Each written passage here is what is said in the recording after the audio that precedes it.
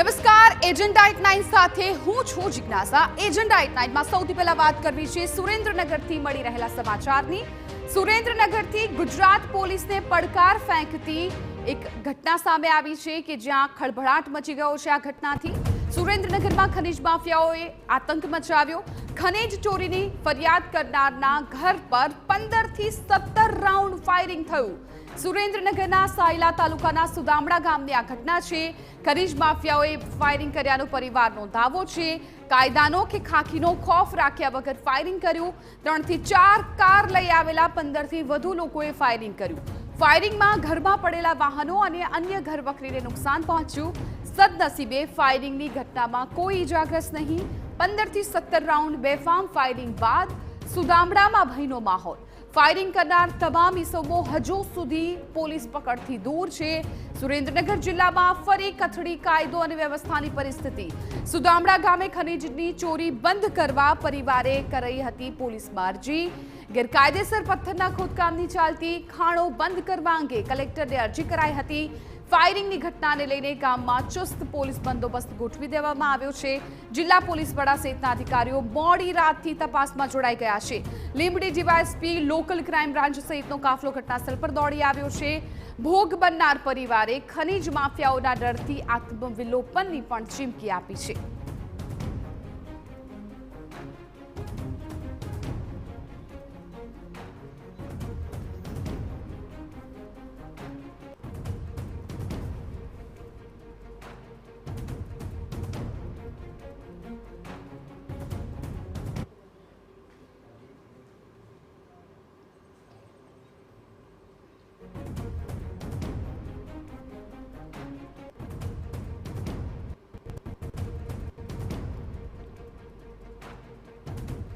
તો ખનીજ માફિયાઓ વિરુદ્ધ અરજી કરનાર પરિવાર ભયના ઓથાર હેઠળ છે। સુરેન્દ્રનગરની પોલીસની પણ સમગ્ર મામલે બેદરકારી સામે આવી છે।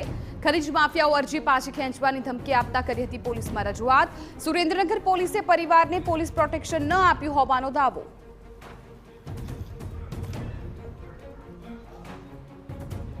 તારીખ 13/9/2024 ના રોજ મારી બેબીએ કલેક્ટર સાહેબને રજૂઆત કરેલી કે અમારા વિસ્તારમાં ખનીજ ચોરી થાય છે, જેનું મન દુઃખ રાખી કાલ રાત્રિથી અમારી માથે ફોન આવવાનું ચાલુ થઈ ગયું હતું કે ભાઈ તમે અરજી પાછી ખેંચી લો, નકર આનું પરિણામ તમારે સારું નહીં આવે।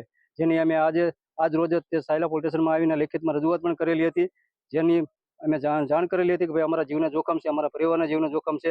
તેમ છતાં આજ રાત્રે 10 વાગ્યાના આજુબાજુમાં બરાબર આ લોકો 4 ગાડીઓ લઈને આવ્યા અને અમારી માથે અમને બહાર બોલાવીને અંધાધૂંધ અમારા ઘર માથે 15 થી 20 રાઉન્ડ ફાયરિંગ કરેલ છે અને ઓછામાં ઓછા 14 થી 15 માણસો ગાડીઓમાં હતા। જો આ ખનીજ ચોરી બંધ નહીં કરવામાં આવે તો અમારે તો છે ના છૂટકે અમે તો આત્મવિલોપન કરી લેવાના છીએ, એ ફાઇનલ છે। અમારું આખું પરિવાર આત્મવિલોપન કરશે।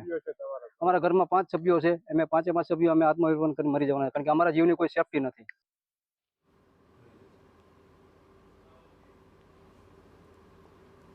તો આ તરફ પોલીસનું પણ સાયલાના સુદામડા ગામમાં ફાયરિંગ ઘટના પર નિવેદન સામે આવ્યું, જેમાં પોલીસ જાણે આ ઘટના મામૂલી ઘટના હોય તેવી રીતે વાત કરતા નજરે પડી। જો કે હજુ સુધી આ ઘટનામાં પોલીસ એક પણ ખનીજ માફિયાને કે ફાયરિંગ કરનારને પકડી નથી શકી।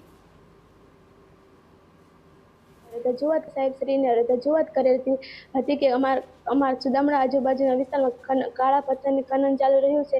તે બાબતે ખનીજ માફિયાઓ મારા પપ્પાને અમને ધમકીઓ આપતા હતા કે આ અરજી પાછી ખેંચી લે, નકર આનું પરિણામ સારું નહીં આવે। એ બાબતે અમે સાયલા પોલીસ સ્ટેશને અમે FIR દર્જ કરાવવા ગયા ત્યારે કરાવવા ગયા હતા।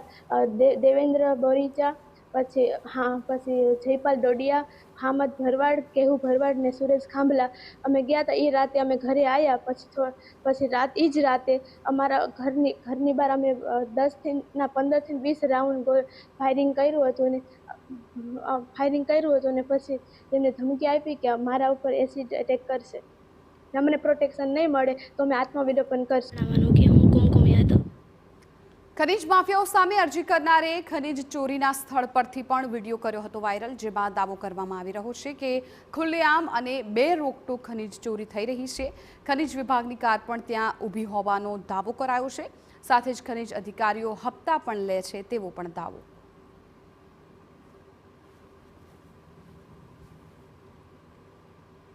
અરજદાર દ્વારા જે કંઈ એમણે અરજી કરેલી હતી એ અરજી ભૂસ્તર શાસ્ત્રીને કરેલી હતી અને એ અરજીનું જે ખાર રાખી અને આ પ્રકારનો બનાવ બન્યો છે.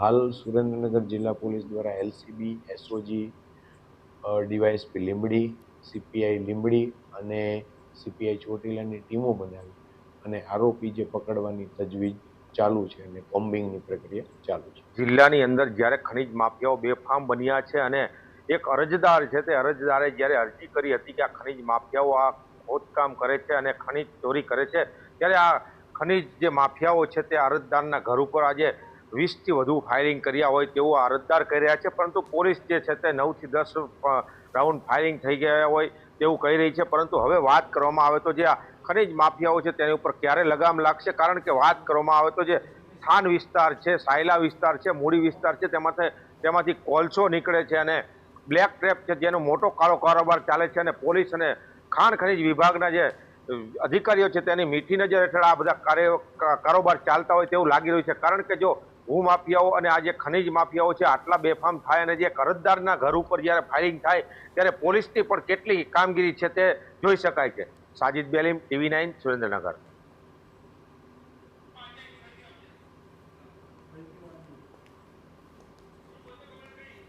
તો ખનીજ માફિયાઓ છે એ બેફામ બન્યા છે અને જાણે ગુજરાત પોલીસનો પણ ડર ના હોય તેવું લાગી રહ્યું છે, કેમ કે ખનીજ માફિયાઓએ આતંક જે રીતે મચાવ્યો હતો, જે પરિવારે ફરિયાદ કરી છે એ પરિવારના ઘર પર ફાયરિંગ કર્યું છે. ખનીજ માફિયાઓ વિરુદ્ધ અરજી કરનાર પરિવાર ભયના ઓથાર હેઠળ છે. સુરેન્દ્રનગરની પોલીસની પણ સમગ્ર મામલે બેદરકારી સામે આવી છે. ખનીજ માફિયાઓ અરજી પાછી ખેંચવાની ધમકી આપતા કરી હતી પોલીસમાં રજૂઆત.